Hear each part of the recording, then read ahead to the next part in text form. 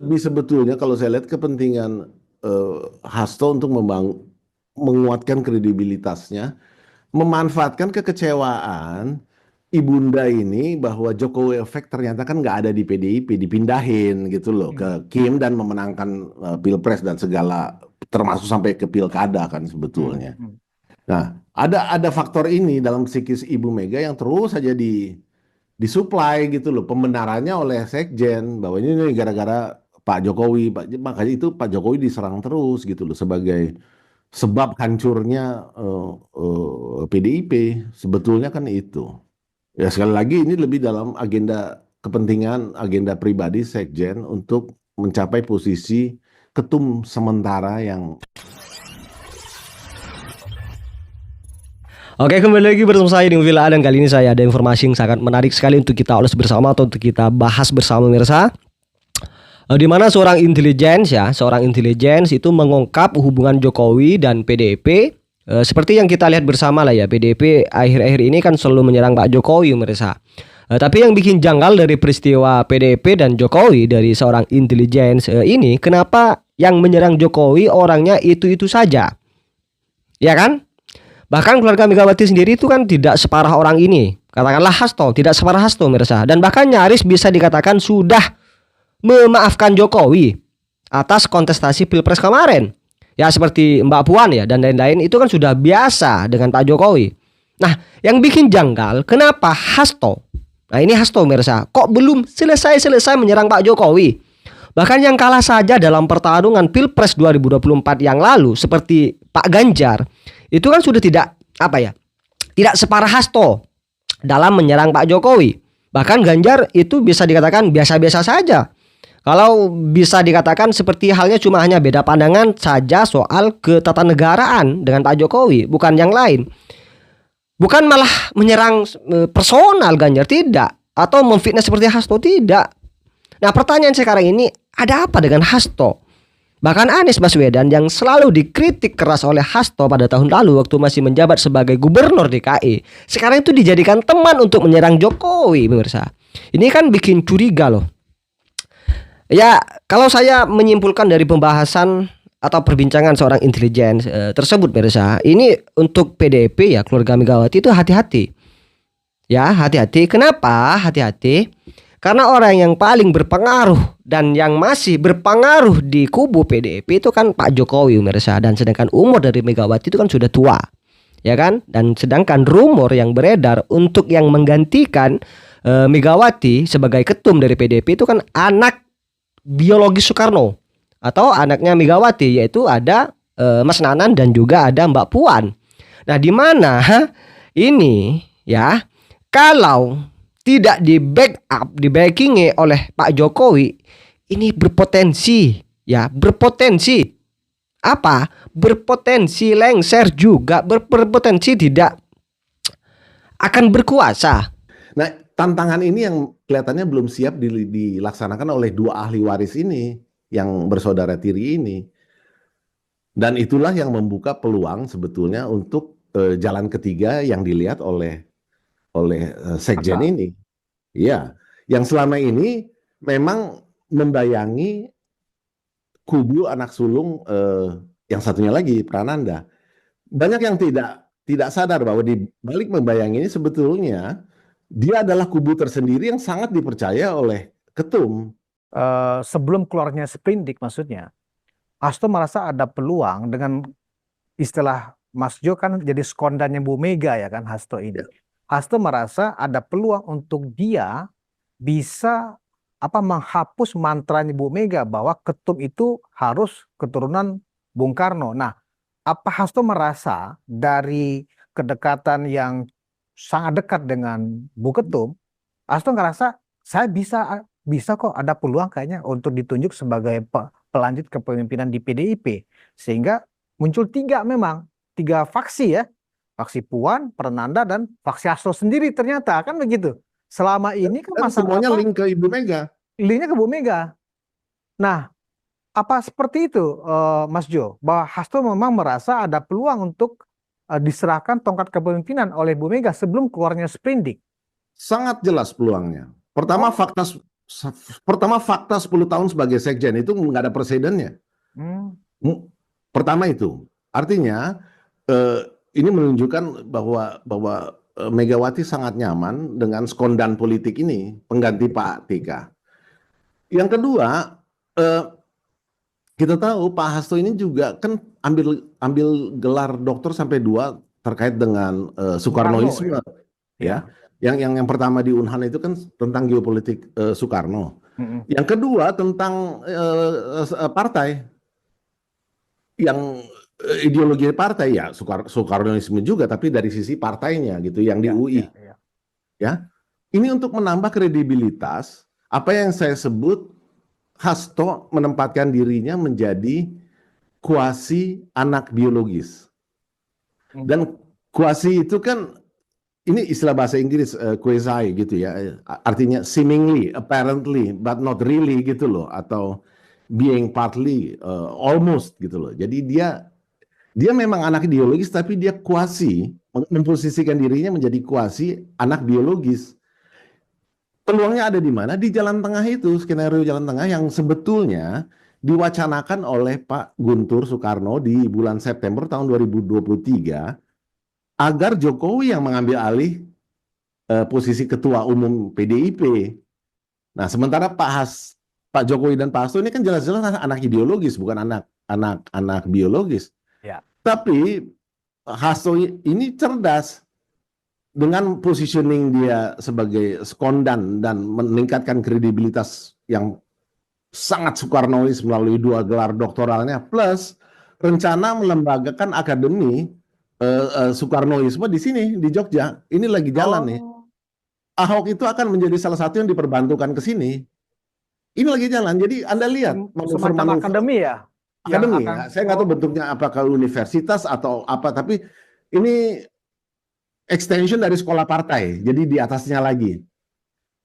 Ya, intinya adalah Soekarnoisme juga. Nah, kalau Anda jadi Ibu Mega yang sangat mengkultus individukan ayahnya, ya tentu ini kan sebagai skondan politik sangat kredibel ya.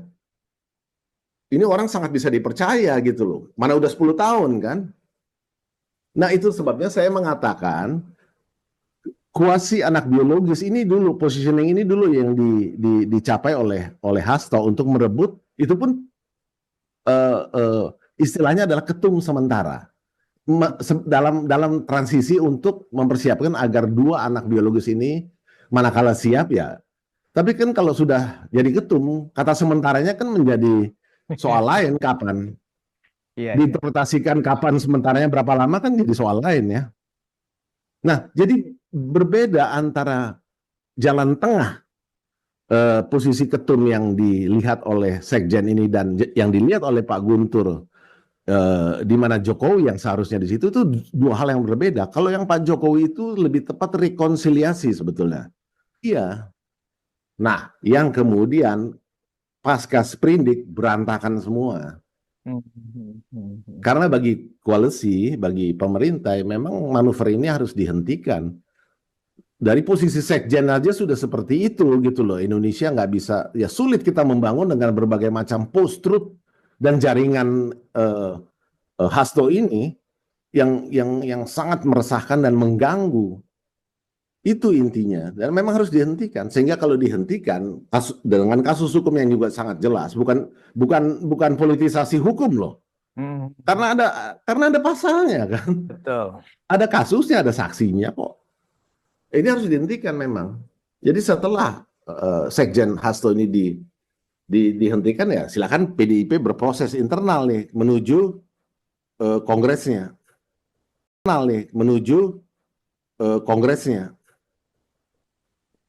Dan itu kembali ke pertanyaan in or out. Nah, posisinya Hasto ini kan sekarang di pinggir jurang, Mas Jo. Ya. Nah, dengan segala rencana yang sudah tersusun rapi seperti yang Mas Jo jelaskan tadi, artinya saat ini ada sisa waktu sekitar 4 atau 5 hari ke depan, ya, upayanya bagaimana dia terbebas dari sprindik. Itu kan sesuatu yang nggak masuk akal ya, Mas Jo, karena secara penjelasan dari KPK ketika menyampaikan press conference itu mens rea-nya sudah sangat terang benderang, ada sangat beralasan keluarnya sprindik itu, gitu loh.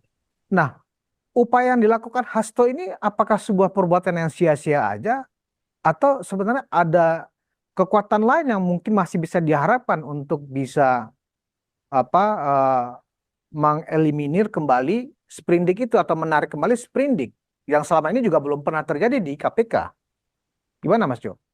Kalau kita lihat upaya terakhir yang OCCRP ini sudah gagal ya, sudah layu sebelum berkembang.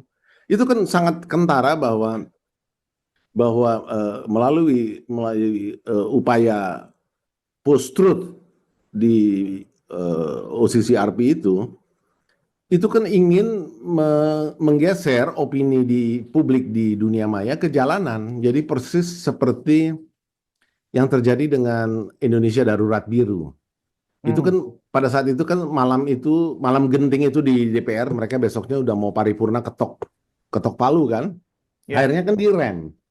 Ingat kan, pemerintah merem dengan bahasa menunda pembahasan. Ini yang terkait dengan pilkada dan pada saat itu juga masih berlangsung kan pemilu pilkadanya gitu loh, prosesnya.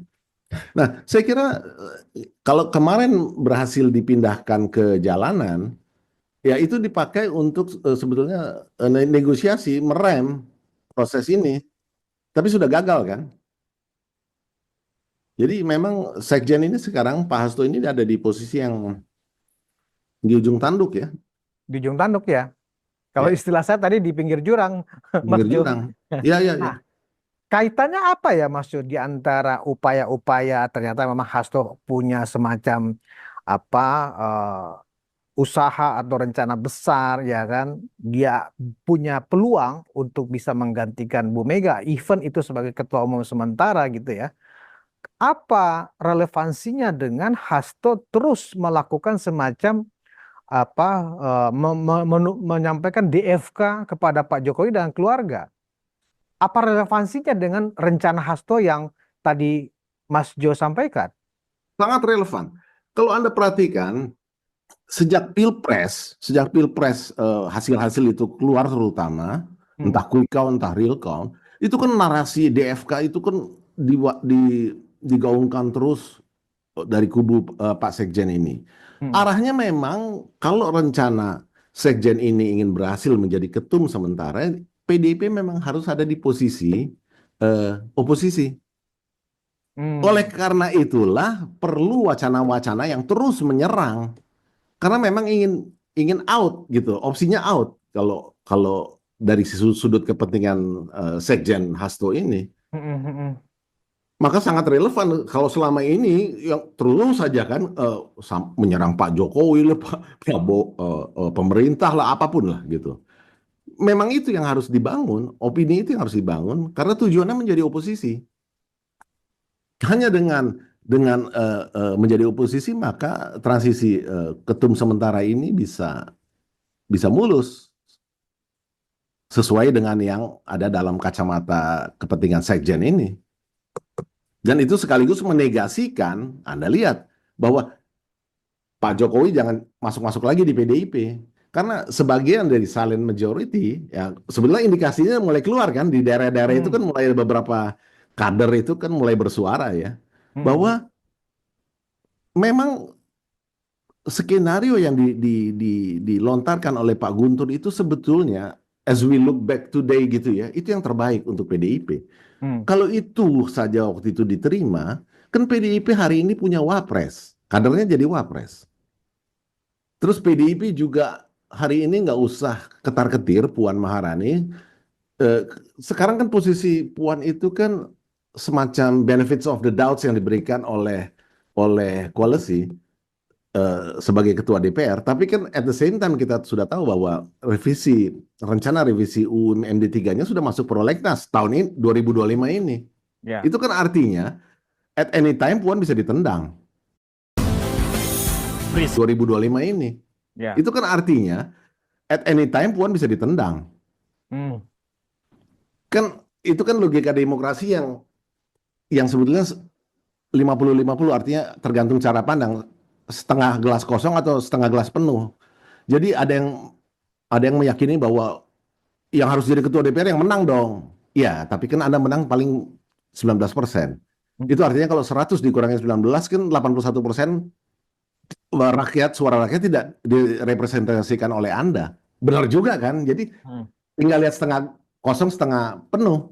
Ya sama-sama benar. Jadi sekarang undang-undang yang berlaku kan setengah penuh gitu loh. Pokoknya yang menang paling banyak ya karena waktu itu kan Pak Jokowi masih di koalisi PDIP masih satu koalisi dengan Pak Jokowi. Ini kan di cycle kedua pemerintahan Pak Jokowi. Lah sekarang udah lain cerita kan. Jadi kalau nanti revisinya di prolegnas dilakukan dengan logika yang sebaliknya yang sama benarnya ya Bu, bisa terjadi. Artinya yang menentukan kan yang 81% dong, bukan yang menang 19%. Saya baru tahu tuh Mas Jo ternyata MD3 masuk prolegnas ya. Iya. Oh, Ya berarti, iya dong. Itu kan berarti makanya saya sebut ini kan posisi benefits of Puan the doubt. posisi Puan juga sebenarnya juga nggak aman-aman juga ya karena itu udah masuk ke prolegnas ya. Ya koalisi ini kan juga politisi kawakan kan. Ya itu bagian, nah itu tadi, ini kan bagian dari negosiasi sebetulnya kan. Ya sudah, ya jadi kita terima dulu gitu loh. Tapi kan at any time tinggal dirubah aja. Iya, Voting 81% koalisinya Pak Prabowo kok. iya. Nah, kalau kita lihat Ya seperti apa komentar kalian pemirsa, tulis di kolom komentar ya. Dan sekali lagi pemirsa jangan lupa tekan tombol subscribe-nya biar kalian juga tidak ketinggalan informasi-informasi terbaru dari channel ini. Dan salam demokrasi dan salam NKRI. Tulis di kolom komentar pemirsa terkait dengan analisa kalian